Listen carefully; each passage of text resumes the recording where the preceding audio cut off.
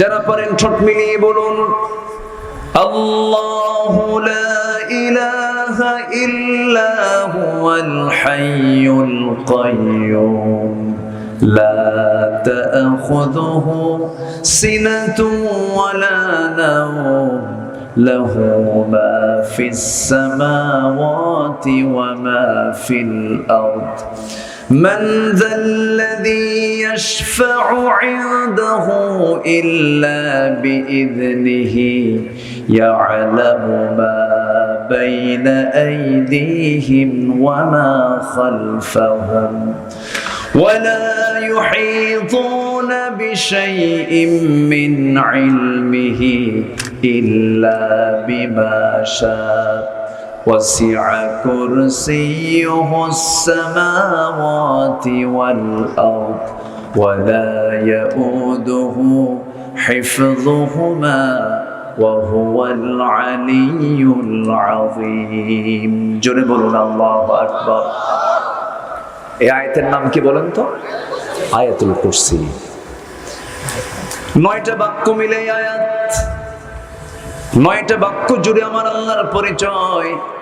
এটা হলো কোরআনে কারীমের শ্রেষ্ঠ আয়াত। আর একটা শ্রেষ্ঠ সূরা আছে, যে সূরাটা তাওহীদের সূরা, যেটাতে আল্লাহর পরিচয় পুরো পরিপূর্ণ পাওয়া যায়। যে সূরাটার নাম করণ করা হয়েছে সূরার সংশ্লিষ্ট কোনো শব্দ থেকে নয়। 114 সূরার মধ্যে 2টা সূরার নামটা আল্লাহ তাআলা পৃথকভাবে নামকরণ করেছেন।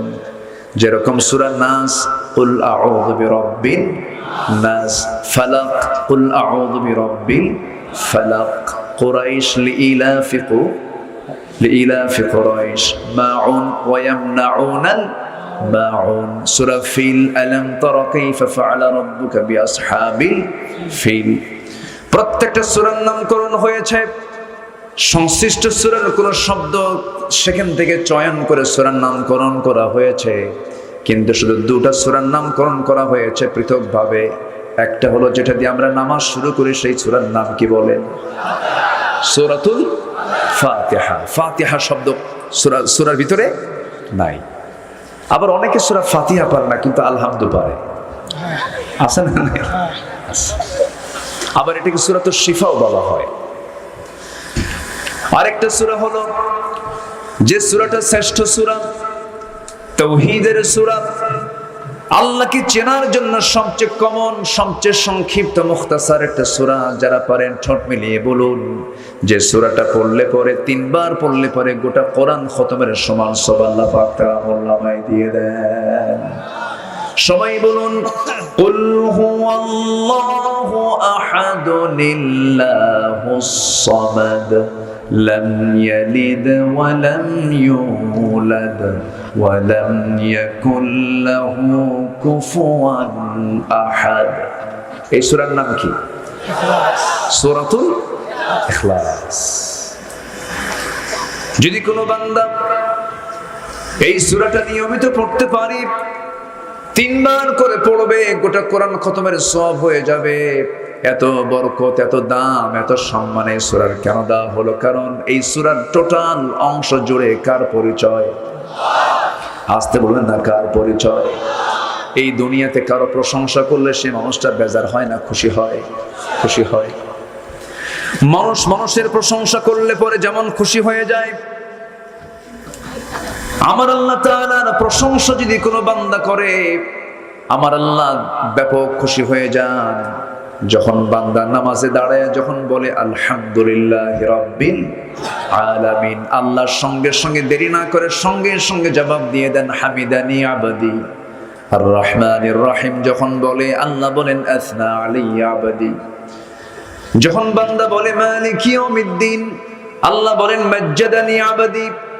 ইয়াকা না'বুদু ওয়া ইয়াকা নাস্তাঈন পর্যন্ত যখন বান্দা বলে, আল্লাহ বলেন হাদা বাইনি ওয়া বাইনা আবদি। ইহদিনাস সিরাতাল মুস্তাকিম থেকে শুরু করে নিয়ে ওয়ালাদ-দালিন পর্যন্ত যখন বান্দা বলে, আল্লাহ বলেন বান্দারে নামাজের মধ্যে তুই এতক্ষণ ধরে যা যা চাইলি সমস্ত চাওয়া আমি আল্লাহ রাব্বুল আলামিন কবুল করে নিলাম। আবার বান্দা যখন রুকুতে চলে যায়, আল্লাহ তখন অস্থির হয়ে যান। বান্দা যখন সিজদায় পড়ে কাঁদে, আল্লাহ তখন সমস্ত ফেরেশতাকে ডাক দেন, ফেরেশতাকে ডাক দেন, ও ফেরেশতারা দেখ এই বান্দাটা আমার সঙ্গে কত সুন্দর করে নামাজের মধ্যে কথা বললো, রুকু দিল, শুধু রুকু নয় সিজদাও দিল। এই বান্দার তামাম জিন্দেগীর গুনাহ মাফ করে ওই বান্দার জন্য জান্নাতের বাজেট আমি আল্লাহ পাস করে দিলাম। নামাজ মানে নাজাত, নামাজ মানে কি নাজাত। কিন্তু দুঃখজনক আমার দেশের নামাজি বেশি না বেনামাজি বেশি? আসতে বলুন, নামাজি বেশি না বেনামাজি বেশি? কেন? ইসলামী সমাজের বৈশিষ্ট্য তেমন হওয়ার কথা ছিল না। অবশ্যই তাহলে সমাজ গঠনে সমস্যা আছে না নাই? সমাজ বিনির্মাণে, সমাজটাকে সাজানোর জন্য যে নেতৃত্ব দরকার সেই নেতৃত্বের মধ্যে ফাটল, প্রবলেম, অপূর্ণতা, অযোগ্যতা, ব্যর্থতা, অসম্পূর্ণতা আছে না নয়? যদি নামাজি নেতৃত্ব থাকতো আজকে সমাজের অধিকাংশ লোক নামাজি হতো, ঠিক কি না? সংসদে বলে যে কিছু কিছু মাদ্রাসায় সেই 4:30টার দিকে উঠে ছাত্রদেরকে পড়ানো হয়। 4:30টার দিকে উঠে তারা কি পড়ে তারা নিজেরাও জানে না, শিক্ষকও জানে না, মানে কোরআনটা মুখস্থ করে। এটা তাদের খুব গায়ের জ্বালার কারণ। চিন্তা করুন, যাদের কাছে কোরআন শেখা বিরক্তকর মনে হয়, কোরআন তেলাওয়াত যাদের কাছে বিরক্ত মনে হয়, যাদের কাছে কোরআনের চর্চা বিরক্ত মনে হয়, আমি তো মনে করি তাদের সিনার মধ্যে লুকানো আছে, রক্তের মধ্যে লুকানো আছে আবু জেহেল, হামান, ফেরাউনদের রক্ত।